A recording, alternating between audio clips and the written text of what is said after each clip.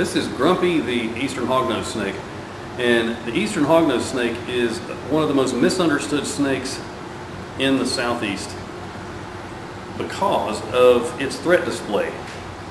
If you ever encounter this snake in the wild, one of the first things it will do is start hissing, and it'll flatten out its neck behind its head, and it may even raise its head up somewhat cobra fashion and make all kinds of a fuss. And they're just bluffing because this snake is harmless. If you keep bothering the snake, it'll roll over on its back and play dead, twisting its tail like it's been injured in its death throes. And if you then, of course, flip the snake back over on its top, it will then flip back over on its back. And that gives away that it's not actually dead. Now, these snakes will strike, but often when they strike, they don't even open their mouth. These are incredibly cool snakes, and their main food source is toads. And that's what they use that little upturned snout for rooting around and digging around looking for toads. And they have specially adapted teeth right back here in the back of their mouth that when they grab a toad, when they grab the toad inflates. Grabs up a whole bunch of air and inflates. And then, of course, when the hognose snake grabs it, it uses those specially adapted teeth to pop the toad so it can then swallow it. Now, she's a very old snake. You can tell because she has cataracts in her eyes. If you look there. And so she can't see real well, but I'm going to try to feed her a toad and hope she eats it. Also, look at these markings. These markings, a lot of people will mistake them and think, oh, that's some kind of venomous snake for whatever reason, but no, this snake is not a venomous snake. She is totally harmless, unless, of course, you're a toad. So if you ever see a snake with an upturned snout, acting like it's dead, writhing around on the ground, flattening out its neck, hissing and puffing, you know you found a hognose snake. There's an eastern and a southern hognose snake in this part of the country, and then there's a western out in the western part of the country. And hognose snakes only occur in the United States. Well, I'm sorry, in North America. Where are you going? Okay, she's crawling onto my hat. All right, so let's see if she will eat a toad.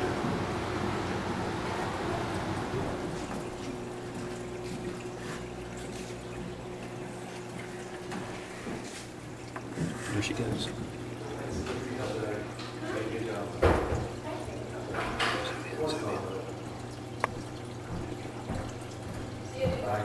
Keep it going just like that, that's good.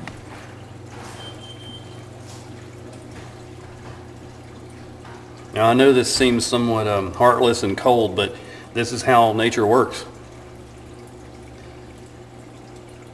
This is how this snake eats its dinner. Now, she's not a constrictor, as you can see. She's just eating her food while it is alive. And this toad isn't puffing up. It obviously knows that it's lost.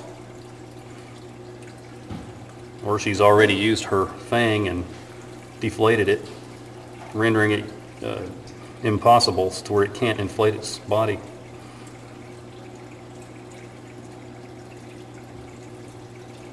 It's got to be a horrible way to go.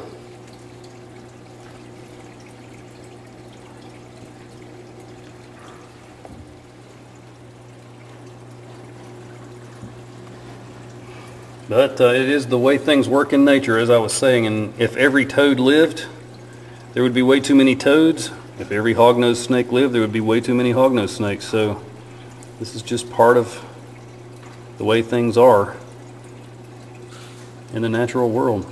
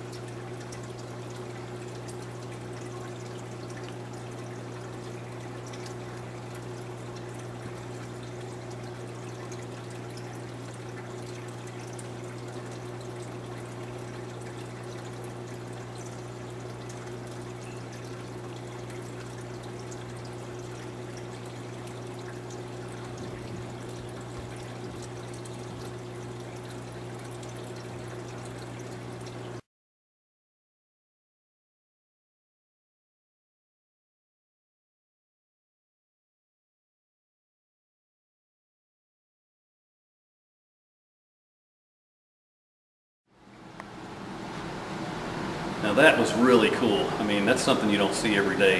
A hognose snake getting to eat. Wow, what a privilege to be able to come in here and see that and actually be able to feed it. Wow, I've never done that before. I've found them in the wild, 3. It's a very rare snake to find in the wild, but this was just too cool. These people are awesome. Thank you. No problem. Well, steel wheel rides the steel rail, and the rubber wheel rides the road. The ground underneath my boot heels burns right through my soul, right through my weary soul. Wildfire travels on a wayward wind through a field of broken dreams. Your memory flies through my restless heart on fallen angels' wings.